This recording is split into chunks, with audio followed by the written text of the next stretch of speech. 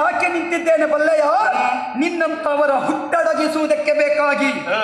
ಇವಳು ನಿಜವಾದ ಒಬ್ಬಳು ಹೆಣ್ಣು ಎನ್ನುವುದನ್ನು ಸಾಧಿಸಿ ತೋರಿಸಿದ್ದಾಳೆ, ಸಂಸ್ಕಾರವನ್ನು ಕಾಣಿಸಿದ್ದಾಳೆ.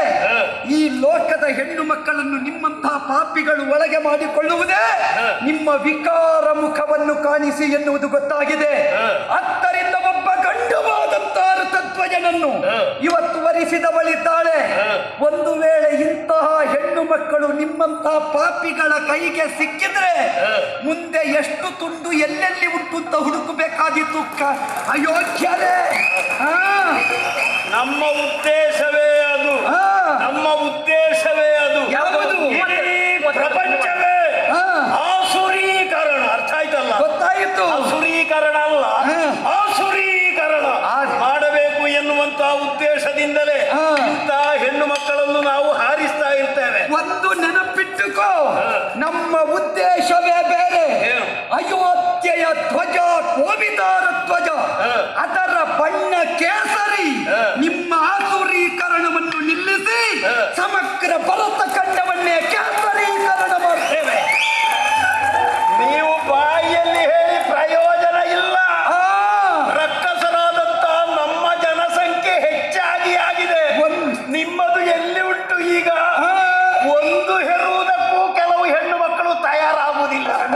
ಅಲ್ಲ, ನಿಮ್ಮಲ್ಲಿ ಹೆತ್ತದ್ದೆಲ್ಲ ಅಲ್ಲಲ್ಲಿ ಸ್ಫೋಟಕ ಇರ್ತಾ ಇದ್ದಾರೆ. ಏನು ಪ್ರಯೋಜನ?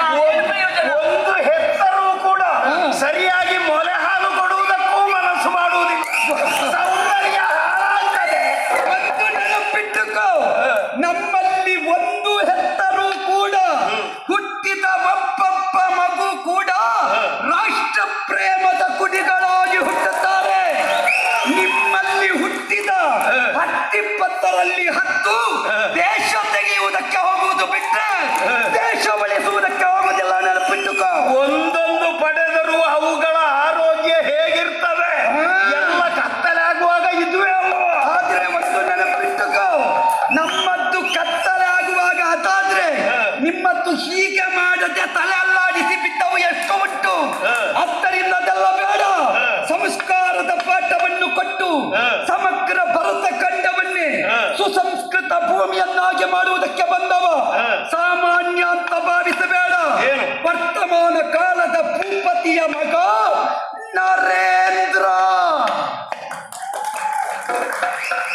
ನನ್ನ ಮುಖದಿಂದ ನೋಡುದು. ಇನ್ನು ನೀನು ಸ್ವಲ್ಪ ಜಾಗ್ರತೆ ಮಾಡು. ಯಾಕೆ?